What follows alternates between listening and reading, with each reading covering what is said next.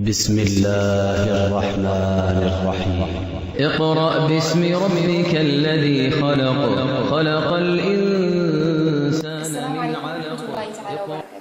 Mes chers sœurs, Inch'Allah, dans cette séance, on va commencer à découvrir les lettres, lettre par lettre, Inch'Allah. Alors, comme nous avons eu l'occasion de voir dans la première séance Al-Huruf, l'alphabet de la langue arabe d'une manière générale, Al-Huruf, et également, comme vous avez eu l'occasion de voir Al-Harakat dans la deuxième séance,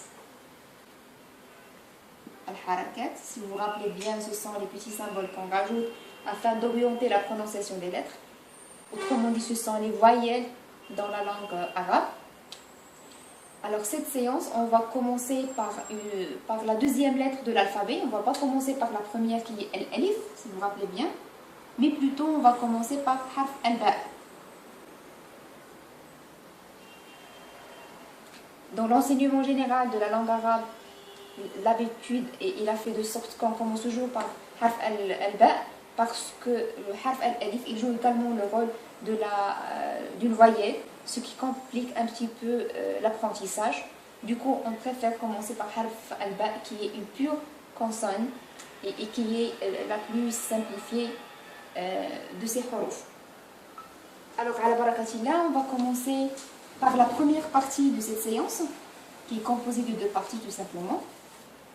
La première partie, c'est de découvrir comment on oriente ou on prononce la lettre Al-Ba. Et la deuxième partie, on va voir comment il se positionne et alors comment il s'écrit la lettre Al-Ba selon son positionnement, sa situation dans un mot. Alors, la première partie, je vais vous écrire Harf Al-Ba en plusieurs modèles. Et puis on va rajouter les harakats. Alors, le plus simple, c'est de rajouter Al-Fatha pour que ça soit Ba. Ba avec Fatha. En phonétique, c'est Ba. Avec Damma, ça donne Bou. Si vous vous rappelez bien. Avec Kasra. Avec Kasra. Kasra, c'est le trait sous la lettre. Ça donne Bi. Bi. Et puis, nous avons As-Sukun. Si vous vous rappelez, As-Sukun, comme je vous ai dit, c'est ce qui signifie qu'on soit stable, qu'on rend la lettre stable. Son mouvement, c'est B. B, en fermant la bouche. B. Nous avons eu l'occasion également de voir la dernière fois, pas une exception, mais un cas un petit peu particulier, c'est quand on accentue la lettre avec At-Tashdid ou Shadda. Alors, Harf Al-Ba, toujours avec At-Shadda, qui est sous forme de la lettre, le chiffre 3, mais il est un petit peu en version inclinée. Et si vous vous rappelez bien, je vous ai dit que Al-Shadda, il est toujours accompagné d'une des harakats, soit Al-Fatha, soit Damma, soit Al-Kasra, et jamais avec Sukun. On ne trouve jamais Sukun avec Al-Shadda, mais toujours Fatha, ou bien Damma, ou bien Kasra.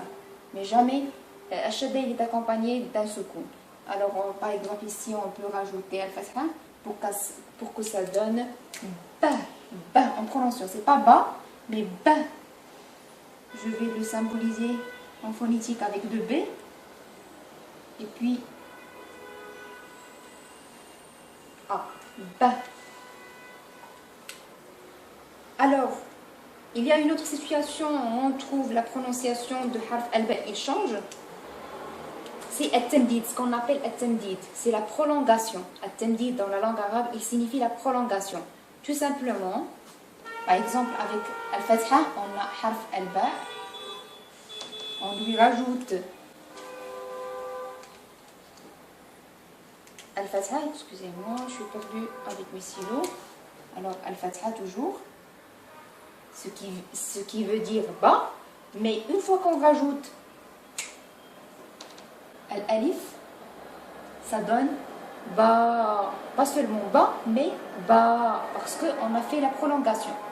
Et c'est là où harf al-alif, il joue le rôle d'une voyelle qui accentue la prononciation, pas dans le sens de la rendre double, mais dans le sens où on la prolonge. Ba, au lieu que ce soit ba, mais ba. Alors, le deuxième cas, c'est bou. Toujours avec damma. Avec ad-damma, on rajoute harf al-waw. On rajoute harf al-waw pour prolonger. C'est simple pour se rappeler parce que c'est al-waw et ad-damma, ils se ressemblent plus ou moins. Une est plus petite que l'autre. Alors la prononciation, ça donne bou, pas seulement bou, mais bou.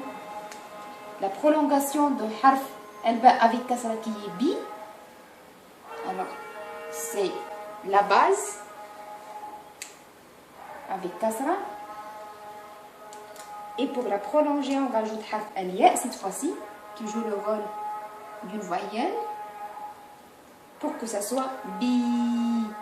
Il n'y a pas de prolongation pour une lettre qui est stable, qui est fixe, qui est stoppée, qui est b. Alors b, on ne peut pas y aller plus loin. Et pour la prolongation du tajdid, c'est la même chose. On rajoute soit l'alif, soit damma, pardon, soit le waw, soit al-ya pour prolonger. Par exemple, dans ce cas, on a harf al-ba. Je reprends le même modèle. Ça veut dire al-shadda avec fatha, puis al-alif, pour que ça donne ba, mais mushaddada, ça veut dire accentué. Ba, pas seulement ba, mais ba. Il est très rare dans quelques mots seulement.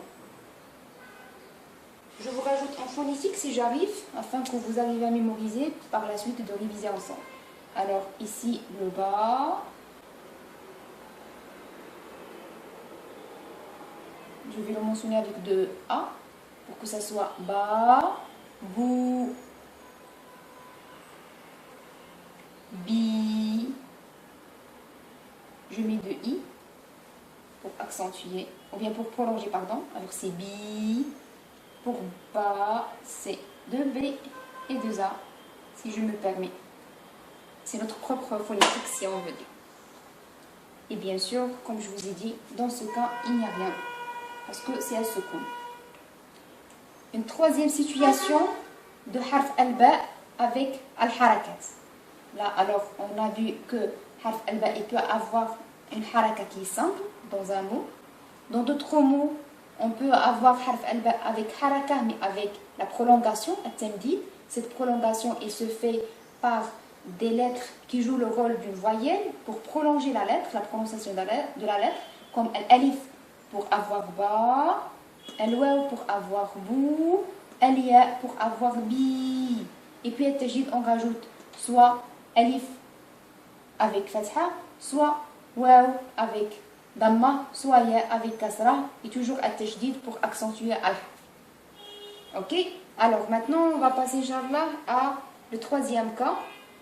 C'est avec dammatan, fathatan et kasratan. Ça veut dire le double de al-harakat qu'on a vu dans la séance de al-harakat. Alors, je répète harf al-ba.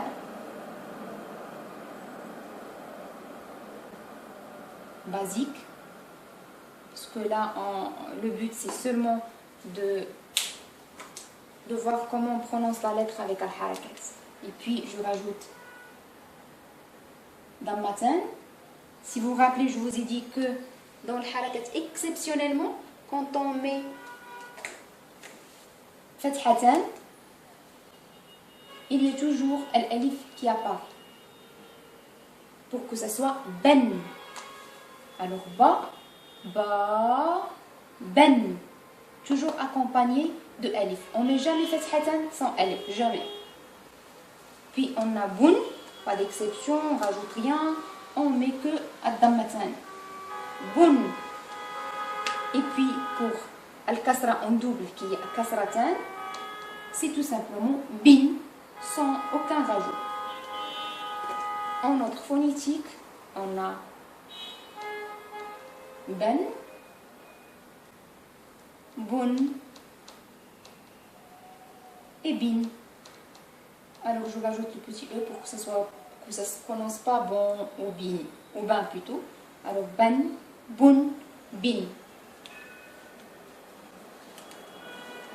Alors comme vous avez vu avec moi, nous avons plus ou moins trois catégories de prononciation avec les trois catégories d'orientation ou bien de harakat. Simple haraka, haraka avec prolongation, avec temdid, et double haraka qui est dammatan, kasratan et fathatan. Ba, ben, avec damma ça donne bou, bou, bun, bi, bin, b, et puis avec tajdid c'est ba, ou bien bo quand on met à damma, bou, et encore bi, si on rajoute alia avec shadda et al-kasra. Ça sera votre exercice, faites attention à ce que je viens de prononcer en dernier, et ce sera Inch'Allah votre exercice. En deuxième partie, nous allons voir ensemble les positions, les trois positions que la lettre ba, comme toute autre lettre, peut avoir dans un mot. Alors c'est rien de sorcier, hein. C'est tout simplement la lettre, elle peut être soit au début, soit au milieu, soit à la fin de la lettre.